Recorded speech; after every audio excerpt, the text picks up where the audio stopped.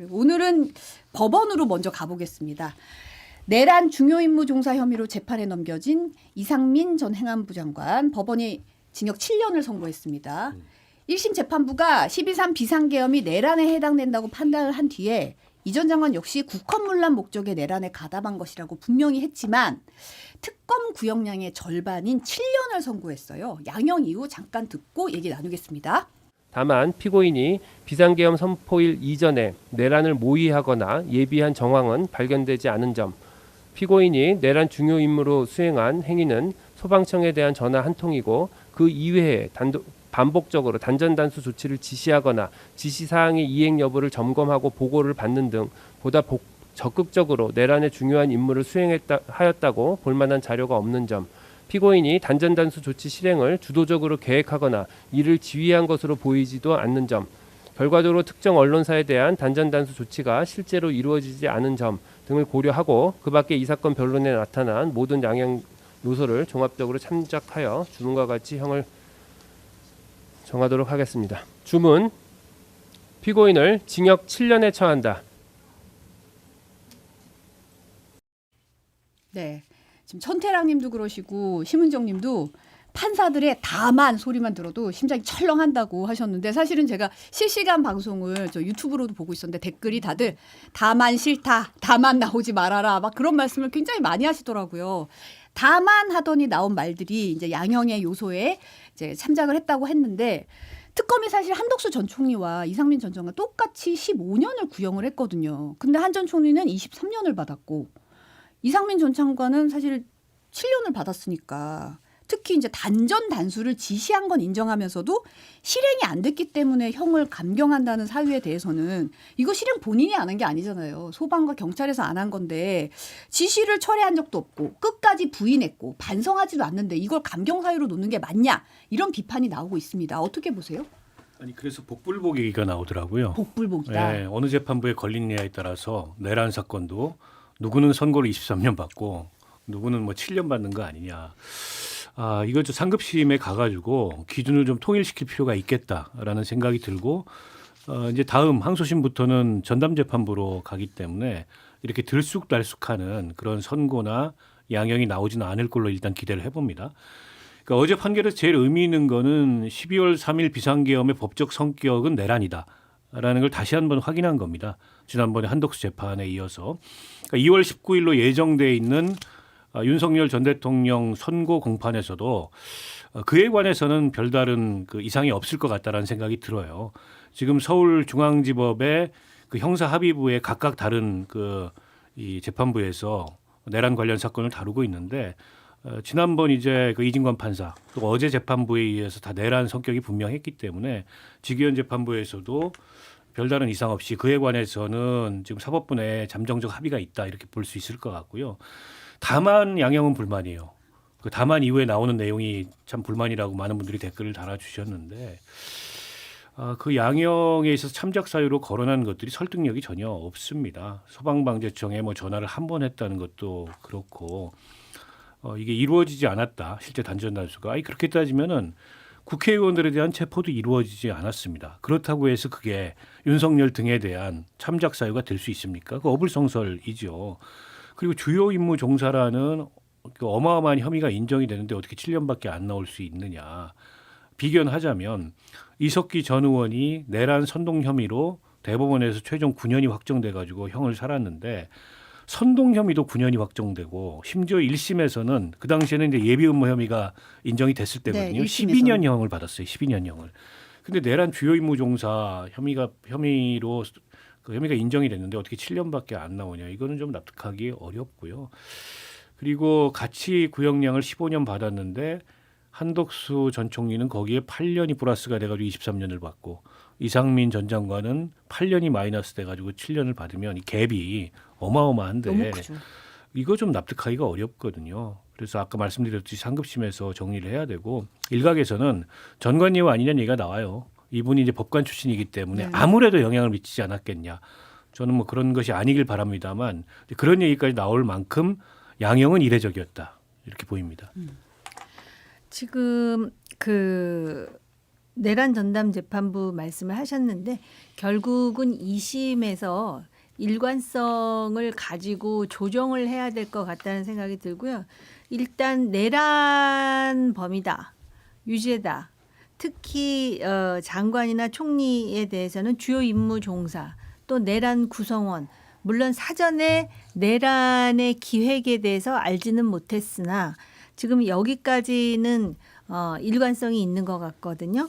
그래서 제가 볼 때는 이게 2심에 가면은 바로 23년과 7년 사이에 어떤 균형점을 찾을 것인가, 이것도 관전 포인트가 될 것 같고요. 무엇보다도 지금 그 우파 강성 지지층들 사이에 계엄을 선포한 것이 왜 내란이냐라는 주장을 하는데, 이미 지금 장관이나 총리의 재판을 통해서 내란임을 전제로 하고 지금 형을 선고하지 않습니까? 그렇기 때문에 윤석열 전 대통령은 아마 내란 우두머리로서 선고를 받게 되지 않을까, 그렇게 예측을 하게 되고요. 특히 이상민 전 행안부 장관 같은 경우에는 실제로 음모에 가담하지는 않았다. 그리고 소방청에 지시를 할 때도 구체적으로 단전단수를 명한 것이 아니라 경찰에서 연락이 오면 협조하라 했다. 뭐 이런 여러 가지 설명을 하지만 가장 중요한 것 중에 본인이 위증을 했다. 그리고 또 부인을 했다. 이런 부분에 대해서 책임을 면치 못할 것 같다라는 생각이 들어요. 더군다나 지금 판결을 내리는 판사의 경우에도 이렇게 대명천지의 소위 계엄 내지는 내란이 일어날 것이라고 생각을 했겠습니까? 그러다 보니까 일관성이 없는 이유 중에 하나가 바로 그런 거에 대해서 판결을 내려보지 않은 경험 부재 때문에 오는 그런 현상일 수도 있고요. 적어도 이제 그 많은 판례들이 있잖아요. 내란범은 사실 평시에 처음이라고 하지만, 물론 과거에 몇십 년 전에는 있었지만 잡범들 또 일반 사범, 그런 것들을 하고 이렇게 비교를 하면서 형평성에 맞춰서 조정이 되지 않을까, 그런 생각은 하게 됩니다. 사실 지난번에 백대현 재판부가 초범이라는 표현을 썼다가 엄청 비판을 받고 이번에는 그냥 양형 요소 이런 걸로 퉁친 것 같은데, 사실은 한덕수 전 총리와 비교를 했을 때도 어쨌든 소방청에 전화를 했잖아요. 이건 실행을 한 거잖아요. 그러니까 이거는 좀 뭔가 실제 뭔가 수행을 한 게 있는데, 이 부분이 어떻게 전화 한 통 했다, 나머지를 안 했다, 추후에 조치를 안 했다라고 해서 퉁칠 수 있는 거냐. 왜냐하면 추후에 조치를 안 한 거는 사실은 그 수행 단계에서는 이 해제가 좀 빨리 됐고, 이 해제를 한 거에 있어서 이상민 전 장관이 한 행동은 아니잖아요. 그리고 끝까지 뭐 나는 저 멀리서 천리안으로 봤다, 그건 김장행사 문건이었다. 그 이진관 재판부에도 뭐 의견서를 냈다는 거예요. 그거 김장행사 문건이었다고. 그러니까 이런 걸 봤을 때는 정말 반성하지 않는 자에게 이런 식으로 감경을 해줘도 되나? 그러니까 지금은 위증 혐의도 인정이 됐어요. 네. 법원이나 혹은 뭐 헌재, 국회에서 그와 관련된 위증을 한 걸로 위증 혐의가 인정이 됐기 때문에 이상민 전 장관이 반성하지 않는다는 것은 분명하고요. 다만 이게 뭉뚱그려 가지고 유리한 이 양형 사유들을 그렇게 적용을 해가지고 이 형을 내린 거는 좀 이거는 납득하기가 어려워. 그렇게 따지면은 윤석열도 동일한 주장을 할 겁니다. 결과적으로 이게 그 계엄군이 국회 문을 부수고 들어가서 국회의원들을 연행하지 않았지 않냐. 근데 그거는 윤석열이 지시를 내리지 않은 게 아니고 실행을 안 한 겁니다. 그렇죠. 그 현장에 있었던 계엄군들이. 근데 이상민 전 장관은 분명히 지시를 내렸고, 다만 소방방재청 차원에서 그에 따르지 않았고 결과적으로 단전단수가 이루어지지 않은 건데, 반복적 지시를 내리지 않았다, 내지는 결과적으로 이루어지지 않았다, 이거를 유리한 양형 사유로 보는 거는 지나치게 봐주기 판결 느낌을 지울 수가 없어요. 그래서 전관예우 나오는 거고요. 동일한 상황을 놓고서 다르게 볼 수 있거든요, 얼마든지. 그렇죠. 제가 지금 말씀드렸듯이 그거는 현장 책임자들의 판단에 의해서 이루어진 거고, 피고인이 그에 관해서 집행을 하지 말라는 그런 지시를 내린 흔적이 없는 걸로 봤을 때, 어쨌든 내란 주요 임무 종사 혐의는 분명하고 그에 대해서 엄정한 형을 내릴 수도 있는 거죠. 납득하기가 어렵고요. 저는 다행히 이게 1심이기 때문에 여기가 끝이 아니고 상급심 가서 정리가 될 거고 이러면 국민들이 굉장히 헷갈려요. 아니 다 내란이고 다 주요 임무 종사인데 누구는 23년이고 누구는 7년이고 도대체 그 차이가 뭐냐. 한 사람이 총리였기 때문에 지위가 더 높고 그래서 엄중하게 처벌을 받는 거냐. 뭐 그런 점도 있습니다만 이게 그 계엄 이후에 소집된 국무회의에서 그 문건을 보면서 같이 상의하고 이런 장면이 다 나오잖아요. 그렇죠.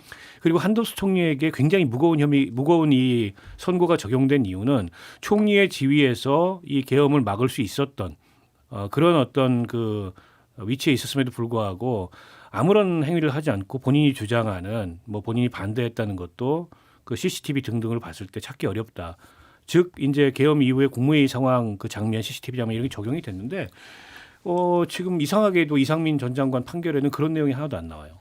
그래서 그것도 좀 제가 보기에는 좀 납득하기가 어렵고 그래서 이 판결이 이 양형이 그 이 판결 사유나 적용된 뭐 혐의나 이거는 인정이 되겠지만 이 양형이 그대로 상급심에서 인정되긴 좀 어려워 보인다라는 생각이 듭니다. 그러니까 사실 이상민 피고인이 내내 굳은 표정으로 있다가 이제 선고 끝나고 나니까 좀 미소를 보여서 그 부분도 좀 주목을 받았잖아요. 어떻게 보셨어요? 가족이 앞에 있었다 그래요. 특히 그 딸이 이제 한마디를 하니까 좀 심적으로 위안을 받았던 것 같아요. 거기서 뭐 생각보다 형량이 덜 나왔다 내지는 그러한 일련의 그런 사법 시스템에 본인이 소위 이제 피고인이죠. 피고인인가요? 피고인가요? 네. 피고인이라고 봐야죠. 그거에 대한 불만을 마치 또 그 반동적으로 미소로 그렇게 표출했다라고는 생각하지 않고요. 단지 이제 이런 일련의 선고를 보면서 정말 그런 상황에 계엄이 있어서는 안 된다라는 것을 적어도 일반적으로 그냥 그 중고등 교육만 받아도 아는 상황에서 그 몇 사람 외교부 장관하고 경제부총리 외에는 그 사람들도 뭐 아주 적극적으로 뜯어말린 것 같지는 않아요. 지금 전체적으로 내용을 보면. 그런데 그거를 지금 어쨌든 대통령의 명의라 해가지고 이런 식으로 그 임무를 수행하다가 지금 내란 주요 임무 종사자로 해갖고 재판을 받고 형을 선고받은 거 아니에요. 이거는 정상적인 국가는 아니죠. 이거는 또 우리나라의 다양한 정치 권력들이 좀 한번 곱씹어볼 대목인데요. 미국에서도 트럼프가 정말 그 우리가 생각할 때 상식적으로 납득 안 되는 일을 많이 벌이고 있잖아요. 그런데 그래도 다 그것에 순종하기보다는 예를 든다면은 뭐 주지사가 딱 반대를 하고 나선다든지 또 지난번에 그 흑인 반발 때 국방부 장관이 거부하지 않습니까? 명령을. 그런 일련의 어떤 일화가 참 국민들에게 그래도 살맛나는 나라를 만들 텐데 이런 거 자체가 형량을 논하기 이전에 참 사람을 이렇게 뭐라 할까 위축시키는 그런 상황 아닌가 싶습니다. 어떻게 보셨어요? 네. 글쎄요, 뭐 저는 가족이 있었기 때문에 그 자리에서 본인이 조금 여유로운 척을 한 게 아닌가 싶어요. 그러나 뭐 판결을 비웃었다 이렇게 보는 분들도 있는 것 같은데 뭐 그렇게까지 해석하는 건 좀 과한 것 같고 아마 근데 그 판결이 내심 반갑긴 했을 겁니다. 본인도 판사 출신이기 때문에 알잖아요. 이 정도면 상급심으로 가면은 뭐 형량이 더 줄 수도 있겠는데 뭐 이런 기대를 할 수도 있지 않습니까? 근데 제가 앞서 말씀드렸듯이 내란 전담 재판부가 대기하고 있기 때문에 그건 불가능할 거다라고 저는 보이고요. 어제 그 뭐 재판 중에 뭐 지지자들이 뭐 힘내세요, 뭐 또 반드시 명예회복 시켜드리겠습니다. 이래가지고 또 주의를 받고 뭐 한 그 모습도 보였다고 하는데 가족들이 어쨌든 뭐 우리가 진실을 알고 있으니까 아빠 힘내라라는 게 아마 이상민 장관이 그 미소를 묘하게 보인 그런 그 배경이 되지 않았을까 싶은데. 그렇더라도 저는 이 어마어마한 재판의 피고인으로 선 것 자체가 어떻게 보면 우리 국민과 역사 앞에 죄를 짓는 일이기 때문에 조금은 좀 신중해야 된다고 보고요. 그러니까 재판 태도 때문에 얼마나 논란이 많았습니까? 네. 윤석열 피고인도 논란이 많았고 무엇보다 변호인들 논란이 컸고 심지어 감치까지 당하는 보기 드문 장면이 연출이 됐는데 그런 점을 의식해야 된다고 보고 어쨌든 이 법정에서 재판을 받고 그 법에 의해서 뭐 그 잘못에 대한 선고가 내려질 거고 하지만 적어도 지금이라도 이제 국민들 앞에 죄스러운 마음 같은 걸 좀 보여야 되지 않을까 싶습니다. 정광소님이 할만한데 성공하면 천수를 누리고 실패하면 죗값이 이렇게 약하니 할만하다 이런 시그널 주는 거 아니냐. 하쿠우동님도 아니 계엄하기 전에 단전 단수 되잖아. 뭐 이런 시그널을 줄까봐 이런 우려가 좀 나오고 있는데 사실 설 연휴 끝나면 다음 주 19일에는 윤석열 전 대통령 선고가 있잖아요. 1심 선고가 있는데 어떻게 예상하세요? 그래서 두 번 연이어서 내란 혐의가 확정이 됐기 때문에 12월 3일 비상계엄이 내란이 아니라고 주장하는 윤석열 측의 항변이 받아들여질 가능성은 없는 것 같아요. 이 정도면 지금 이 내란 재판을 진행하고 있는 사법부 내의 대체적 합의다라고 생각을 합니다. 다만 양형 문제는 모르겠습니다. 그러니까 이런 식으로 뭐 이것저것 갖다 붙여가지고 유리한 양형 사유 이런 것들을 적용하면 이상한 결과가 나올 수도 있겠죠. 그러나 그 이진관 재판부의 이 판결 결과를 의식하지 않을 수 없을 거예요. 근데 주요 임무 종사자가 23년이 나왔는데 수괴에 대해서 뭐 그보다 약한 형이 나오기가 어렵고 수괴라면 일단 무기 아니면 사형입니다. 둘 중에 하나밖에 없는데 무기를 많이 예상하더라고요. 근데 저는 이진관 재판장이 어쨌든 12월 3일 비상계엄이 내란이다라고 얘기하면서 그 내란의 성격을 해석했잖아요. 12.12와 비교해가지고 네. 이게 위로부터의 내란, 즉 친위 쿠데타이기 때문에 이거는 아래로부터의 내란보다 더 죄책이 무겁다라는 걸 판시했어요. 그걸 감안한다면 저는 사형 선고 가능성도 상당히 있다고 보고 지켜봐야 되겠습니다만 중형을 피하기는 어려울 것 같습니다. 일단 그 법적인 차원은 변론으로 하더라도 친위 쿠데타를 하면서 실패한 예가 없는데 어떻게 보면은 참 부정적 의미긴 하지만은 실력은 정말 제로다 이렇게 볼 수가 있는 것이고요. 이게 내란 우두머리가 되기 때문에 내란을 지금 재판부에서 두 번이나 지금 확정한 거 아닙니까? 이렇게 되면은 결국은 사형 아니면 무기징역인데 과연 그 전직 대통령에게 사형 선고를 함으로써 마치 또 그 영웅 서사를 만들어줄 이유가 있느냐라고 또 생각하는 측도 있고요.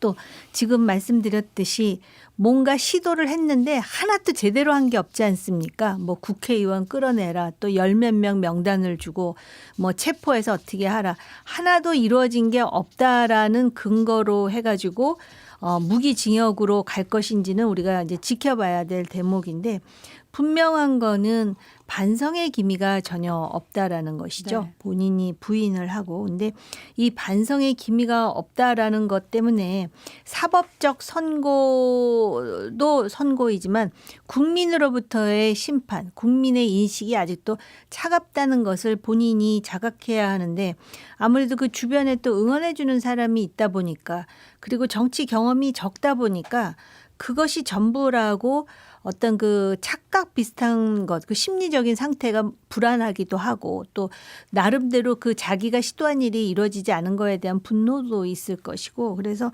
그런 상황인 것 같습니다. 근데 아무튼 실패한 친위 쿠데타로 내란 우두머리인데 반성의 기미는 없다. 그런데 실제로 친위 쿠데타에서 수행할 수 있는 일은 하나도 성공적으로 물론 부정적인 의미지만 된 것도 없다. 여기서 이제 지기현 재판부가 어떤 판단을 내릴지 특히 지기현 재판부가 구속 취소의 전적이 있기 때문에 그리고 전직 대통령의 그 내란과 관련한 선고이기 때문에 관심은 굉장히 높을 것이다. 그렇게 보여지네요. 지금 오늘 오전에 나온 속보 잠깐 말씀드리면 그 송영길 지금 현재 소나무당 대표죠. 송영길 대표가 2심에서 전부 무죄를 선고받았습니다. 1심에서 일부 혐의가 유죄로 인정돼서 실형 선고됐던 판결이 항소심에서 다 뒤집혔어요. 그 1심에서 앞서 1심에서 송 대표가 외곽 조직인 먹고 사는 문제 평화 먹고 사는 문제 연구소를 통해서 후원금 명목으로 불법 정치자금 수수한 혐의는 유죄로 판단이 돼서 징역 2년을 선고받았었는데 이제 돈봉투 살포라든지 제3자 뇌물 의혹에 대해서 무죄가 선고됐었거든요. 여기에 대해서도 다 무죄가 선고가 된 겁니다. 그래서 송영길 대표가 깨끗하게 정리했으니까 나 민주당으로 다시 돌아가겠다. 이제 당원들 의견 물어서 당 해체하고 개별적으로 민주당에 입당하겠다. 이런 뜻을 밝혔거든요. 어떤 영향이 있을까요? 일단 이게 이제 위법 수집 증거라는 이유로 전부 무죄가 났고 대법원 확정 판결은 아니지만 저게 유지될 가능성이 높아요. 그 이정근 씨라는 분의 휴대전화를 압수수색해서 압수수색 그 목적 범위에 벗어나는 수사를 해가지고 네. 별건 수사를 해서 저렇게 된 거 아니에요. 이런 거에 대해 최근에 법원이 엄격합니다. 때문에 송영길 전 대표가 돈을 안 받았다는 게 아니고 그와 관련돼서 이게 정상적인 수사가 아닌 비정상적인 수사를 했다 이거거든요. 이렇게 되면 송영길 대표는 이제 본인 혐의를 벗었다고 아까 말씀하셨듯이 민주당 돌아가서 더 나아가서 재보궐선거 출마하겠다. 이런 의사를 갖고 있는 것으로 알고 있습니다. 그러면 이제 개항인데요. 지역구 본인의 오래된 지역구였고 사실은 이재명 전 대통령 대선 이후에 양보했던 거 아닙니까? 본인이 서울시장 선거를 나오면서, 네. 출마했지만 당시 서울시장 선거를 이길 수 있다는 전망은 누구도 하지 않았어요. 그러니까 인당수에 던진 겁니다. 그냥 자기 몸을. 때문에 이번 재보궐선거는 뭐 나에게 공천을 줘야 되지 않느냐는 요구를 할 법해요. 다만 민주당에서 이걸 어떻게 받아들일까? 복당도 그렇고 이 공천도 그렇고 아마 민주당 내부가 좀 복잡할 수도 있어요. 그리고 거기에 이제 대통령의 지금 최측근이라고 할 수 있는 김남준 청와대 대변인이 출마한다라는 게 거의 기정사실로 굳어져 가고 있는데 여기에 큰 변화가 온 거잖아요. 그러니까 정치 도의적인 차원으로 보면 송영길 대표의 복당, 뭐 또 출마 자연스러워요. 근데 이제 정치가 도의만으로 되는 건 아니잖아요. 여러 가지 이해관계, 또 세력 간의 이해관계 이런 게 복잡하게 작용하기 때문에 어떻게 진행될지는 좀 지켜봐야 되는데 송 대표 입장에서는 그동안의 섭섭함을 굉장히 많이 피력을 해왔습니다. 네. 특히 이제 조국 혁신당 대표하고 비교하면서 아니 심지어 민주당의 정청래 대표나 지도부가 조국은 면회가면서 나는 왜 면회를 안 오냐 뭐 이런 얘기까지 할 정도로 그런 섭섭함을 피력해 왔는데 이게 이제 어떤 방식으로 전개될지 좀 지켜봐야 될 것 같습니다. 어떻게 보세요? 그러니까 물론 공천은 공관위에서 하겠죠. 당에서 하겠죠. 그런데 대한민국 현실상 대통령이 있는 정당에서 대통령의 역할과 비중과 권력이라는 게 그 그림자가 얼마나 큰지는 우리가 헤아리고도 남잖아요. 자기가 가장 애착하는 정치인 그리고 자기가 가장 부채의식을 가지는 정치인 중에 누가 공천을 받을까? 지금 그거죠 뭐. 네. 전 잘 모르겠어요 누가 될지.